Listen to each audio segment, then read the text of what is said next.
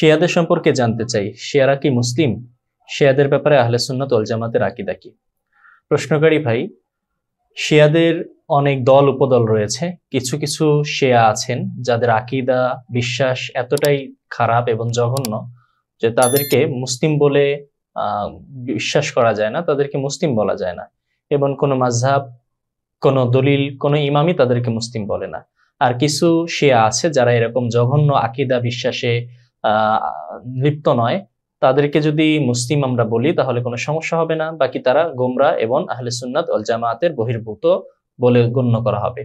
শিয়াদের কিছু জঘন্য আকীদা আছে, সেই আকীদাগুলো হলো, কিছু কিছু শিয়া আছে তারা মনে করে কোরআন অবিকৃত নেই, কোরআন বিকৃত হয়ে গিয়েছে, এবং হযরত জিবরিল আলাইহিস সালাম হযরত আলী রাদিয়াল্লাহু তাআলা আনহুর কাছে কোরআন নিয়ে এসেছিলেন, কিন্তু ভুলে হযরত মুহাম্মদ সাল্লাল্লাহু আলাইহি সাল্লামের কাছে নিয়ে এসেছেন।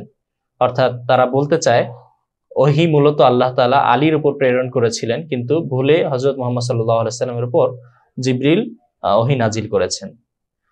তারা আরো আকীদা বিশ্বাস ধারণ করে যে হযরত আবু বকর রাদিয়াল্লাহু তাআলা আনহু সাহাবী নয়। হযরত আয়েশা রাদিয়াল্লাহু তাআলা আনহুর ব্যাপারে মুনাফিকরা কুৎসা রটিয়েছিল এবং কোরআনের মাধ্যমে আল্লাহ তাআলা তার পবিত্রতার বর্ণনা দিয়েছেন, ঘোষণা দিয়েছেন। কিন্তু কিছু শিয়া আছেন তারা মনে করে হযরত আয়েশা রাদিয়াল্লাহু তাআলা আনহু নির্দোষ নয়, তিনি অপরাধী।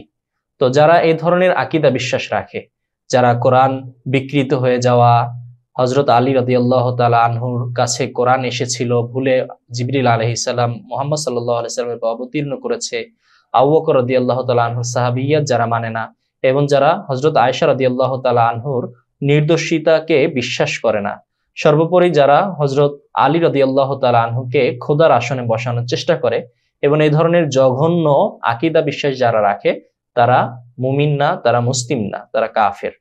এছাড়া এই আকীদা বিশ্বাস যে ধরনের শিয়ারা রাখে না, এই বিশ্বাস যারা পোষণ করে না, তারা মুসলিম ঠিকই, তবে তারা বিভ্রান্ত মুসলিম, তারা গোমরাহ মুসলিম বিভিন্ন আকীদা বিশ্বাসের কারণে।